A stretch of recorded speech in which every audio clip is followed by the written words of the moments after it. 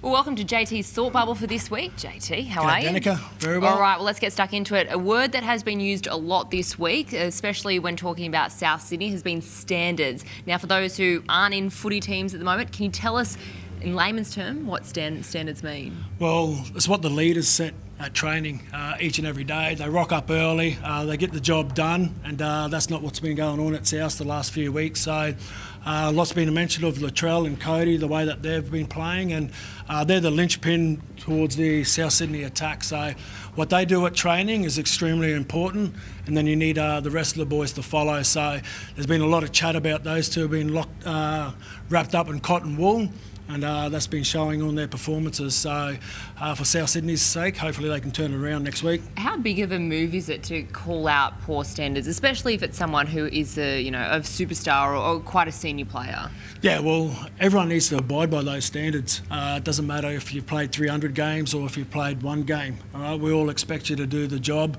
rock up to training, make sure that you're well prepared, you're ticking all those boxes that you need to tick to perform at your best. And there's been a lot said about Latrell and Cody, and everyone's got a life outside of footy, we know that, but when it comes 3 o'clock on Sunday afternoon to play, you need to play your best, and those boys should be playing at a 7 or 8 out of 10 each and every week.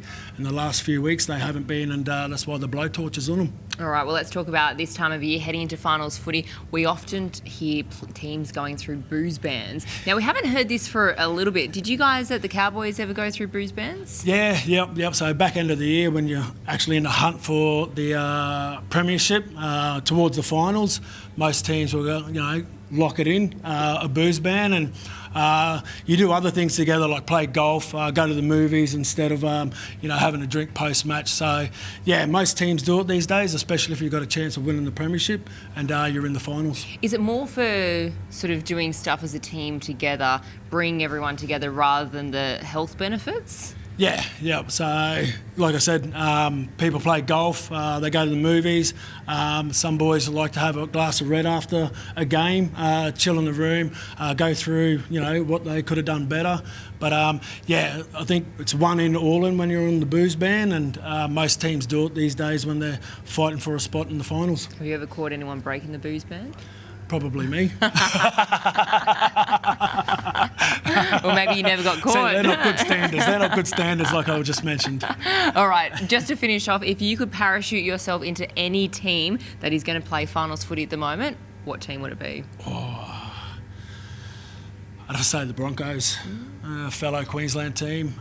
They don't need a 5'8" though, so Ezra Mam's flying. But yeah, I like the way that the Broncos are going. They've got an opportunity now to next 2 games of being able to finish on top of the ladder at the end. So a huge opportunity for them with Penrith losing last night. They look like a fun team. Yeah, they do. They're playing some good footy. They've got a forward pack that's really athletic, skillful, and then they've got outside backs that can score points from anywhere. So yeah, it looks like a really fun team. All right, well, that wraps it up for this week. That is JT's Thought Bubble. We'll see you again next week.